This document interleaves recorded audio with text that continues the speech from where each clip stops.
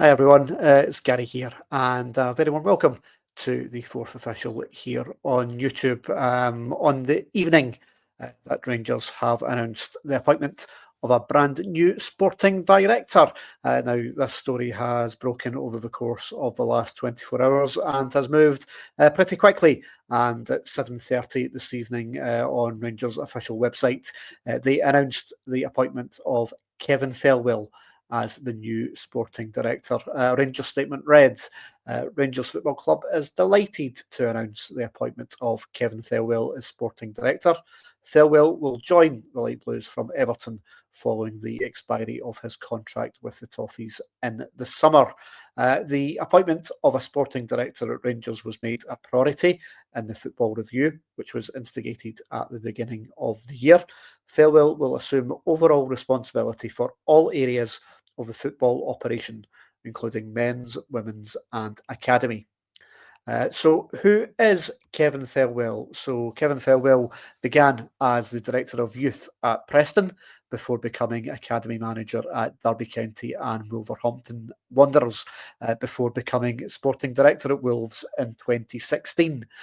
During that time at Wolves, he was responsible for all areas of their football operation, including recruitment, performance, medical analysis, and their academy, before moving on to become head of sport at New York Red Bulls, overseeing the sporting strategy and operations across their MLS team and their affiliates, before returning to England in 2022 to become the director of football at Everton, which is obviously his current role, which he's leaving in the summer. At that role at Everton, he led on first team recruitment, academy development, and the implementation of the club's overall football strategy. On the Rangers website, Kevin Thelwell stated that it is a huge honour for him to be joining a club with the size, stature, and expectations of Rangers. From the first conversations, it was clear to me how ambitious the club is, and I am excited to play a part in shaping its next chapter. I know how much Rangers means to so many people, and that brings both responsibility and motivation. Rangers needs to win. That's the bottom line. There is a strong foundation already in place, and I look forward to working closely with teams across the men's, women's, and academy programmes to build something that delivers consistently. Of course, there's important work ahead, especially in the men's first team structure, but we will approach it with energy and purpose. Whilst change takes time, I am confident that we can make real progress, and I can't wait to get started.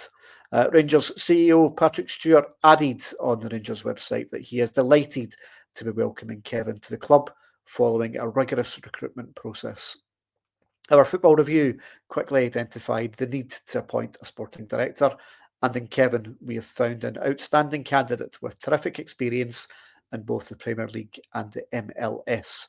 It will be the role of Kevin, with the full support of myself and the board, to lead our football department and to deliver the results our supporters expect and deserve. So, big appointment and obviously big news coming out of Rangers this evening. It's obviously been long needed at Rangers to bring in someone to replace Ross Wilson, who left now 2 years ago. With obviously Niels Coppin stepping up to have a bit of a dual role over the course of the last season. And I think just looking at how the team have performed this season has shown the need to have a bit of kind of joined up thinking in terms of the football operations department, and someone who obviously is aligned with obviously the club's structure and wanting to kind of shape how the club wants to kind of move forward.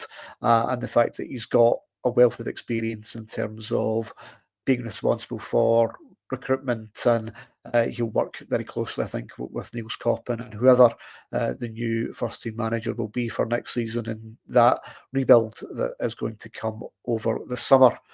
Also coming out tonight was a joint statement between Rangers and the 49ers enterprises. And in that very short statement, they stated that Rangers and its controlling shareholders are in productive conversations with the two lead members of the consortium, Andrew Cavenagh and 49ers Enterprises Global Football Group. about the potential for the consortium to acquire control of the club and to inject additional capital. These discussions reflect a shared recognition of the importance of Rangers FC's long-term direction, ambitions and management. So certainly this is moving now with considerable pace. I think the news on Monday of Leeds United's promotion to the Premier League certainly removes one of the barriers with regards to that kind of dual club ownership restrictions that would have been in place had Leeds remained in the Championship for one more season. So the fact that that has been removed certainly allows that deal to progress and move a little bit more quickly. And with today's announcement of the new sporting director, that certainly adds to the fact that certainly things are moving with regards to the structure for Rangers now going into next season quite quickly. We've obviously still got 5 games to go this season, and Barry Ferguson takes his side to St Mirren on Saturday in the first of the 5 post-split matches. And here on the Fourth Official, we'll have full coverage of that match, both here on YouTube and also over on Patreon. But on our Patreon channel, which you can find us, it's www.patreon.com/the Fourth Official. Tomorrow, we've got something very, very special.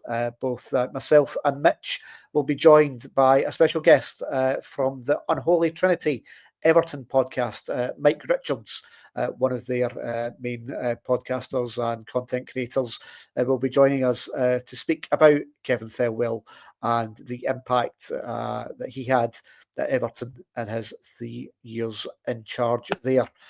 So loads to come with regards to this breaking story regarding Kevin Thelwell, but certainly someone that comes in with a bit of a pedigree. And I think from my perspective, it's really important that I think Rangers went out and got someone that lives within that space. It's not a promotion type appointment. It's not someone that hasn't done the job before. It's someone that's got a bit of pedigree. It's someone that's been there, that's done that, that's got experience of running at obviously Everton, who recently had considerable difficulties with regards to budgets and having to ensure that they are overseeing a period of significant change, obviously with a new stadium.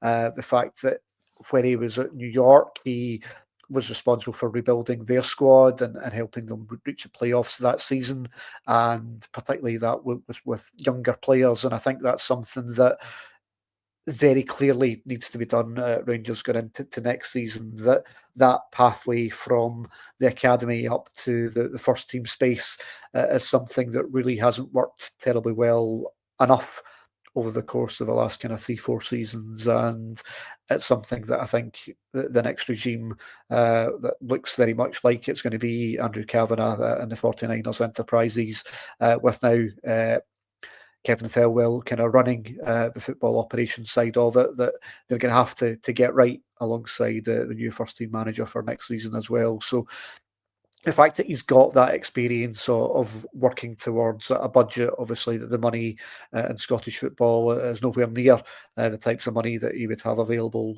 in the English Premiership with the likes of Wolves and Everton, albeit they are teams at the kind of lower end of that Premier League scale, but they certainly get much bigger budgets to be able to play with regards to the Sky TV money compared to what Rangers can bring in. But there is obviously a considerable amount of money that potentially is going to be made available as part of the 49ers group investment that's going to be coming in over the summer, and that's for Rangers to spend that money that is available wisely, because that's something that certainly hasn't been done well enough, often enough, over the course of the last 2 or 3 seasons, which has led to obviously the period of relatively insuccess without having trophies to show for their efforts over the course of the last couple of seasons, aside from a couple of cups. Certainly not going to be enough to satisfy the new investors coming in. It's certainly not enough to satisfy the trophy thirst that the supporters have got going into next season.